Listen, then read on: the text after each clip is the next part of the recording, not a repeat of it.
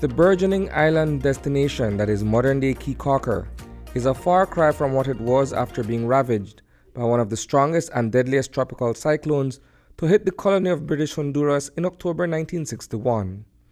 At 10 years old, Otto Wade's life as an islander suddenly upended. When the lightning flashed, one could see the forms, the coconut trees and things like that.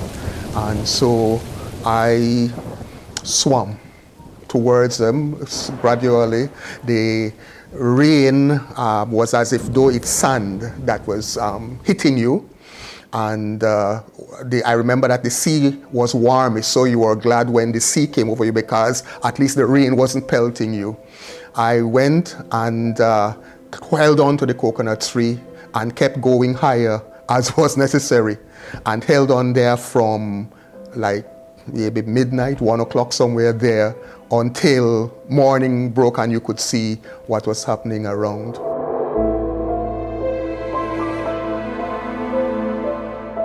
That image is captured in an illustration on the cover of a book written by Wade's niece.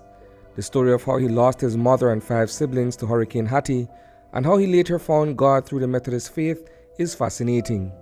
Growing up as a child, we would sit with our mom and she would be talking to us about this incident whereby she had lost her 4 aunts, a brother, her 4 sisters, a brother, and her mom in a Hattie hurricane.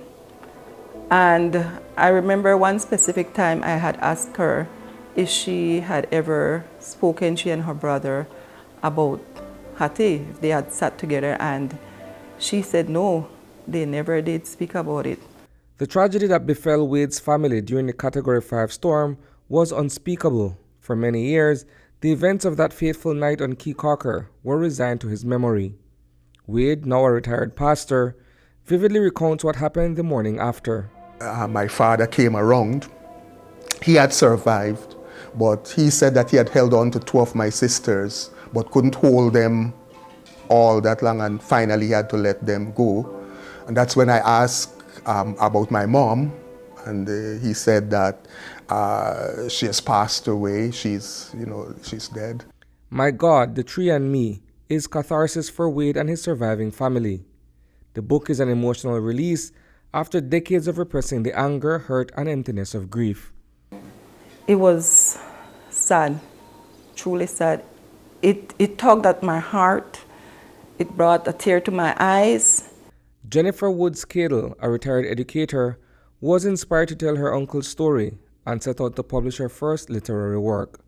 That was when I think I had the first inspiration that this story needs to be told, because it's something that obviously traumatized them because the way their life took the path that they took, and they needed to release this. And so I took it on me to write this story.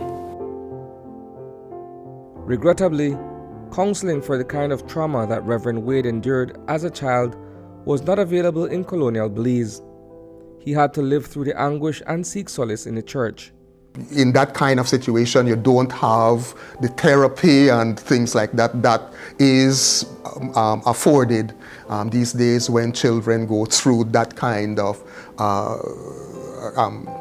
trials and tribulations. But the pastors were good.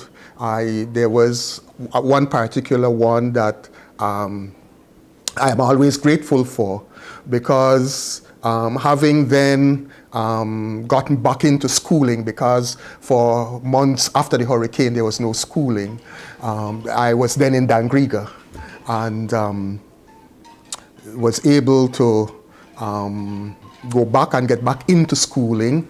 But by the time it reached the point of going to high school, my grandmother didn't have the $8 that it was then, $8 to go to Stan Creek High. I rejoice that Almighty God knows somebody named Otto Wade. But he would also overcome that obstacle, educate himself, and go on to become a pillar in the Methodist Church. Reverend Wade lost his family to the devastating storm. Today, he is comforted by photos of his loved ones. the memories, the family is everything.